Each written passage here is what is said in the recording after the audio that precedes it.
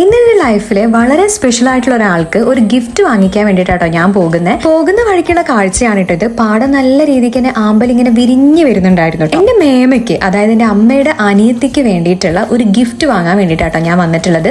അവരുടെ വീടിന്റെ പാലുകാച്ചിലായിരുന്നു. ആ ഒരു വീഡിയോ ചിലപ്പോൾ നിങ്ങൾ കണ്ടിട്ടുണ്ടാവും. അപ്പൊ എന്റെ അനിയത്തി കൊടുത്തിട്ടുണ്ടായിരുന്നത് ഈ ഒരു ബ്യൂട്ടിഫുൾ ആയിട്ടുള്ള കൃഷ്ണന്റെയും രാധയുടെയും ഫ്രെയിം ആയിരുന്നു കേട്ടോ. അത് മേമയ്ക്ക് ഒരുപാട് ഇഷ്ടപ്പെട്ടു. ആൻഡ് ഇപ്പൊ അൺബോക്സ് ചെയ്യാൻ പോകുന്നത് എന്റെ ഗിഫ്റ്റ് ആണ്.